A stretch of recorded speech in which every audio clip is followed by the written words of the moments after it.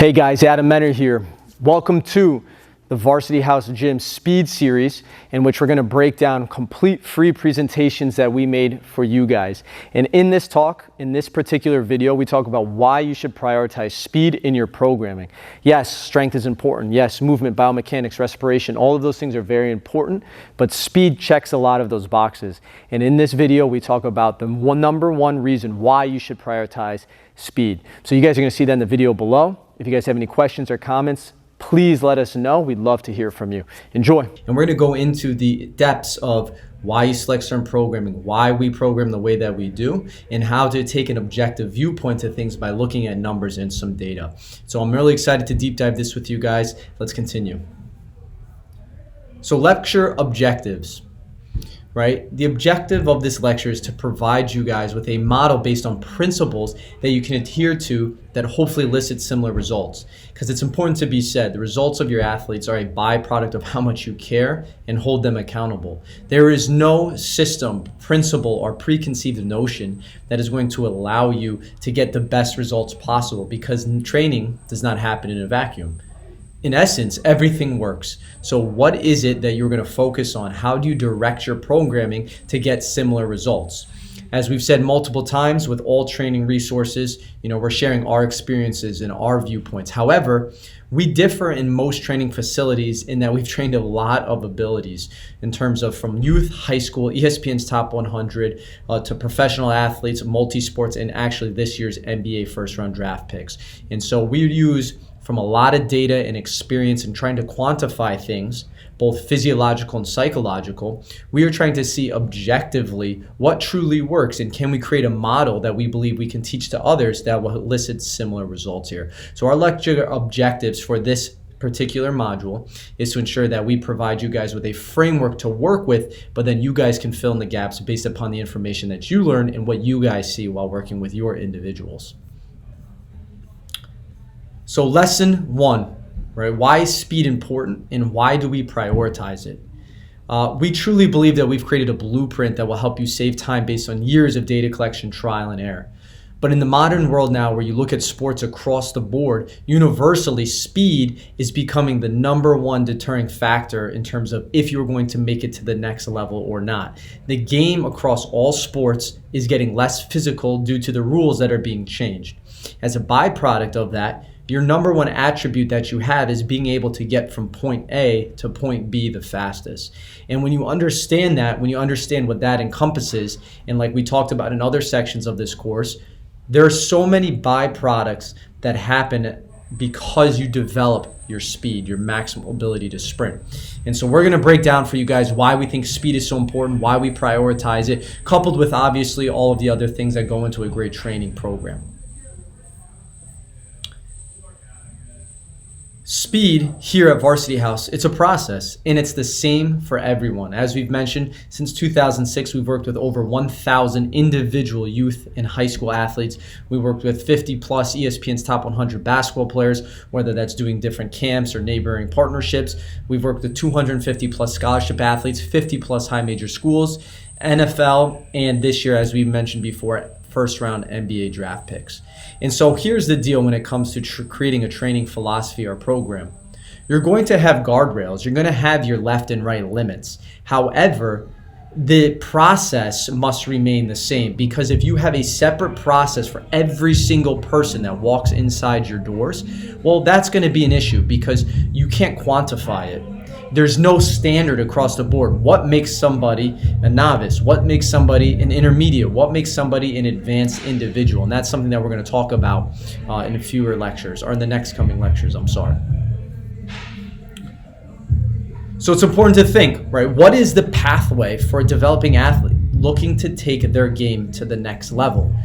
It's about creating a proven framework, right? We've created a framework that is designed to help with the proper development of youth all the way to the professional level by using our battle-tested principles, experience, and data and systems. So it's all about, like we said, standardizing your process. If you can standardize your process, it allows you to draw inferences, it allows you to draw conclusions, it allows you to fine-tune and tweak different processes within your training philosophy.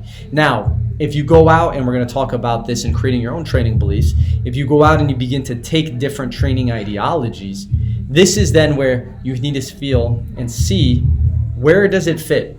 What are certain things that I can take out? Maybe I can add something to my warm-up process.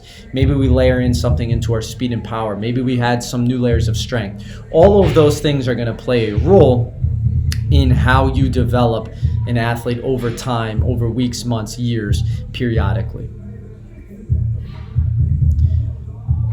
Here's the problem. We found developing athletes tend to undertrain and overcompete, and you guys have seen this now with the shift in sports.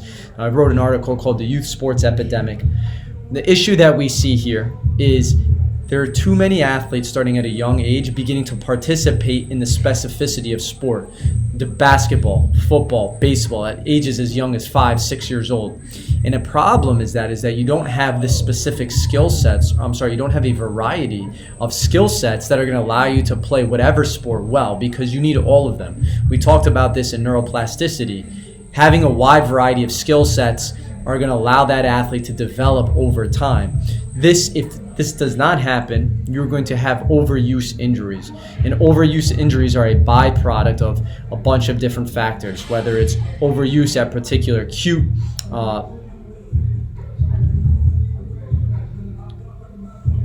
The problem that we found with athletes, developing athletes in particular, is that they tend to undertrain and overcompete. I wrote an article called The Youth Sports Epidemic, which I'm going to attach to this course as well, in which we talk about why specificity at an early age is actually a detriment to long-term development. And we know that, and we understand it. But now you look at basketball, they're playing year-round. Football, they're creating other leagues. Baseball is still playing year-round. Whatever the sport may be, specificity is becoming earlier and earlier. And sure, you can get better at your sport by continuing down that road, but at the same time, you can begin to develop overuse injuries because you're not getting, or providing, I should say, enough variability in changing the pattern of movement. And that's going to lead to a whole host of different factors that are actually going to be detriment to your long-term development. So the art of coaching, outside of being an actual good coach, is all about managing fatigue. Managing stress in all facets is the key to long-term speed, health, and performance. Right at Varsity House here, we've taken an extensive approach in doing so. I hope you can see that by all the aforementioned lectures that we've provided you with. And we can't wait to share this with you guys. Varsity House by the numbers. So we talked about the VH internal study here that lasted 2.5 years. Here are some numbers that we have found. Out of 250 athletes, high school to pro, every single individual improves on average from 4.8 to 8.4% over the course of 13 weeks. 80% of those athletes who run 16 to 20 miles per hour have received a scholarship to play collegiate sports. 95% of our 21 mile per hour club has a full ride to NCAA Division I schools. And 27% to 30% roughly, have gone on to play at Power 5 schools or high major schools. So speed matters, right? Speed matters. We found that in our gym, if we can improve those numbers between 4.8 and 8.4%, it's going to vary based off fatigue and other factors that we talk about in the VH internal study section, that if they can improve by that time over 13 weeks, they're going to achieve these top speeds here in these miles per hour, and they have gone on to play in college. They have gone on to play, some of them, a very small percent, have gone on to play professionally. It should be noted here, though, these results cannot be achieved everywhere, right? There are a lot of things that were outside of our control. How dedicated the athletes were to our program, their attendance, their adherence to the program, mitigation of stress by their end. So in here, yes, we can mitigate stress by fine-tuning internal things, whether that's volume, intensity, frequency, duration, but more so what they were looking to get out of it, how committed they were to the process. So we are, again, trying to provide that framework for you guys so you can use our principles to help elicit some of the similar results, but the results will vary depending on all different types of factors that you have to deal with inside your facility. What is this worth to you?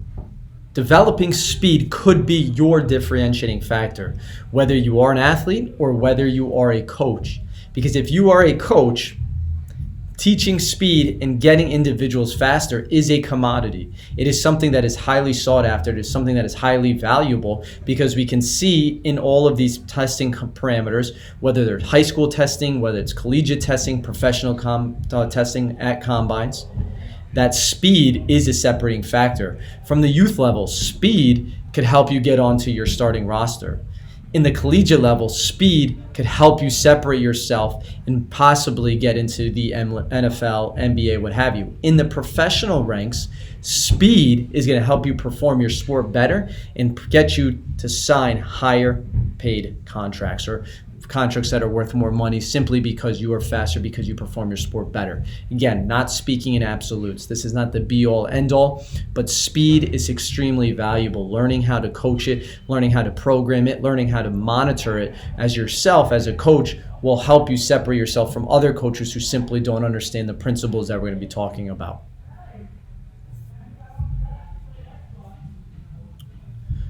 Speed technicality. Additionally, when we look at the game of sports, we talked about this in our gravity and ground contact and collision management section. Games are played at a level below an athlete's speed threshold.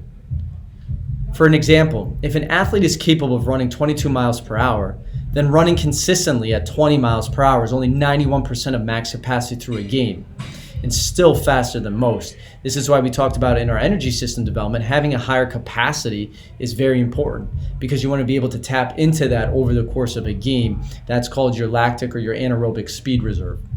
This will make the athlete appear to be in superior shape. However, most athletes will have to run at 99 to 100% of their personal capacity the entire game to keep up with whoever you're training if they have that higher capacity. This again is going to help them do a few things. Number one, perform their sport better because they have a higher anaerobic speed reserve. Number two, could mitigate injury because they'll still have a high level of processing, cognitive function, coordination during a game, so they'll still be able to make decisions. They'll still be able to react to different stimuluses, and they will be less, number three, they will be less susceptible to injury. Again, there's no correlation and causation here, but it is important to understand that the better your max velocity is, the better your operating and capacity is within a game, and the chances of getting injured are less because my output is higher and my cognitive ability, like we said, is a little bit higher. So again, the majority of games are played at sub-max speeds, so truly improving one's maximal potential in terms of output and speed development should be at the forefront of your programming. We talked about speed and stress. Motor units used is nearly at 100% during a max effort sprint. Because of this, it is the hardest physical quality to train, but it is also the easiest physical quality to lose. Speed gains and max speed capabilities diminish after 7 to 10 days. This is why we train speed all year long. We expose our system to speed at least one time a week. Here, twice a week. One, as we talked about, is more of our technical day. The other day is more of our situational speed day. So it's important to understand that frequent exposure to sprinting is developing the skill necessary to do so, but it's also helping improve that long-term speed development over time. The same works with strength. I wouldn't just strength train once a week and then maybe not see that movement 2-3 weeks later. Every single week, I am practicing movements because there's a skill involved. I'm trying to get stronger. I'm trying to improve my absolute strength threshold so that I can develop sub-max qualities such as hypertrophy, such as strength, such as speed strength, such as power. So exposing the nervous system, exposing your peripheral nervous system to speed consistently over time while being able to manage volume, intensity, frequency, and duration is something that's extremely important, and we're going to deep dive how to do so here.